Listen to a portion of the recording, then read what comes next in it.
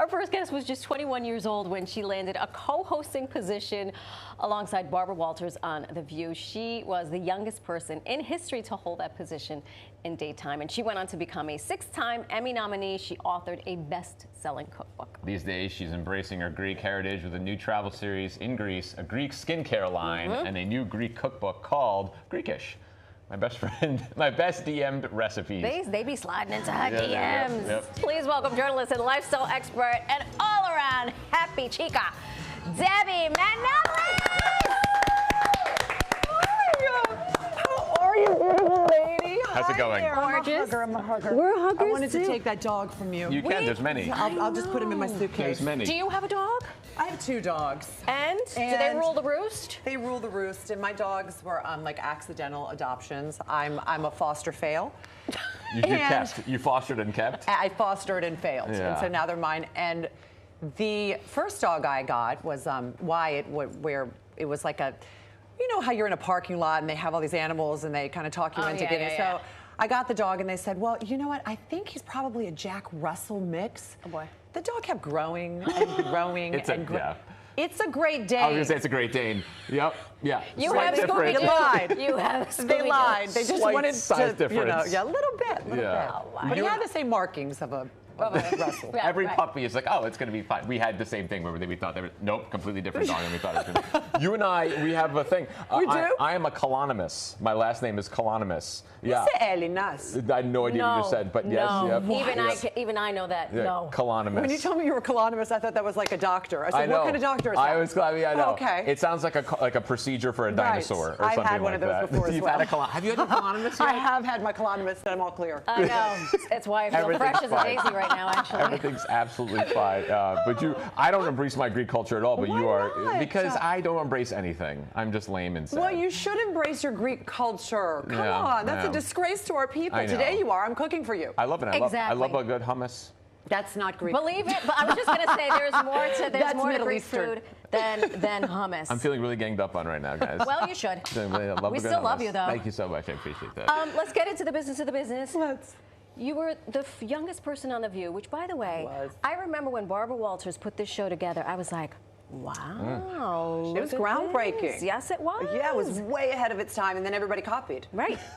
Literally. They did. It was The View, Yep. the The talk, the chat, the the reel, chew, Yep. the this, the wrong, the convo, the boy men, view. there was a men's one. The men's what was view. the men's one called? Right. It The was called dudes. Women Don't Care. Yeah, Exactly. It was called It was called testicles. Advertisers It was will never called keep this on the air. every day It was- of the week. It was called testicles. Yeah, something like that. We both worked on The View. I had nothing but wonderful experiences with Barbara Yeah. Walters. What was your She experience was like? incredible. I mean, what an amazing experience for me to be so young and to literally be plucked out of nowhere. I was going to NYU and working at MTV, and she personally chose me to sit next to her. It was, again, like probably the best experience of my life to date. I mean, was it tough? Was it scary? Yes, all of All that. things. But I learned everything I know about journalism from her. Yeah. I mean, I went to NYU journalism school, but that was nothing. Sitting Yep. next to her, like, she taught me probably the most important thing about doing an interview. Do you want me to share it with everybody? Yes, please. I'm going to give you the Barbara Walters secret. She would take my cards. I will give them back, I promise, You because I don't know have this to. is like a lifeline for us. She would take my cards and be like, baby, you don't need your cards. Listen.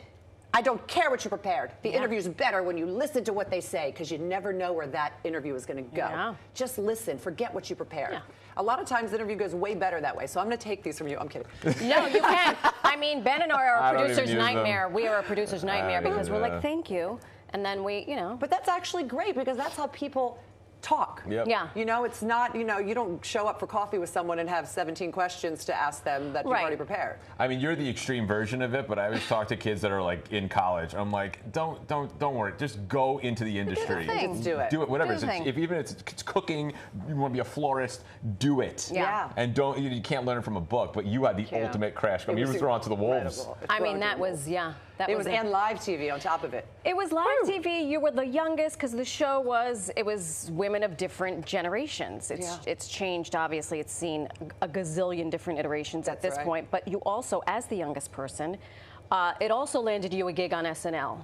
Oh, right. Yeah. Okay. So I don't know, if you guys lived in New York back then, it was like we were the biggest show. Of course. And SNL really caught on to it. SNL, the other show that was shooting here, and they would watch us every day. And those writers had the best time with us. Yeah. And they saw the massive age gap between myself and all the rest of the ladies. I was 17 years younger than even the youngest person on the show at that time, who was Star. Yeah.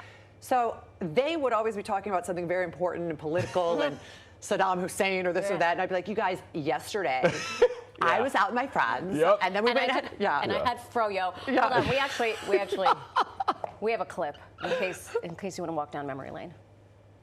I was at a Make Your Own Sunday party last weekend with Osama bin Laden. And sister friends, he only had two things to say. Pass the sprinkles and kill that mouthy blonde.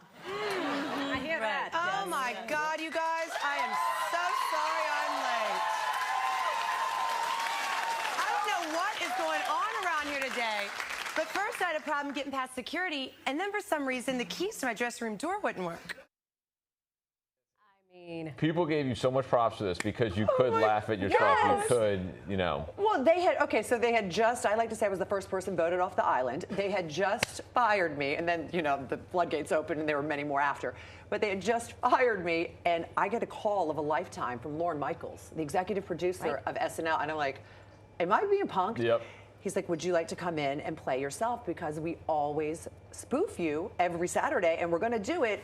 And this week, you're going to be played by Bill Paxton, because he was the host.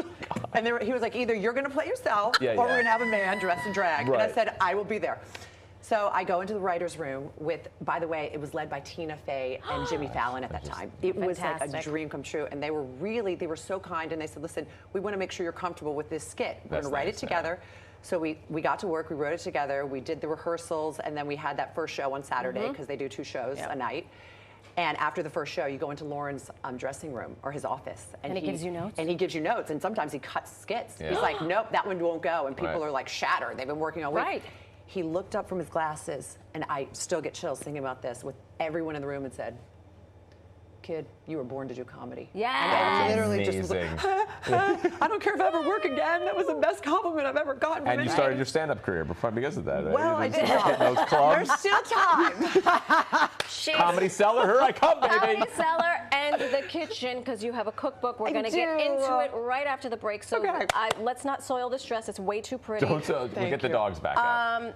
More with Debbie Matenopoulos after the show. Greekish. Greekish. I'm going to be cooking for everybody. Can you Fantastic. smell that? I'm so good.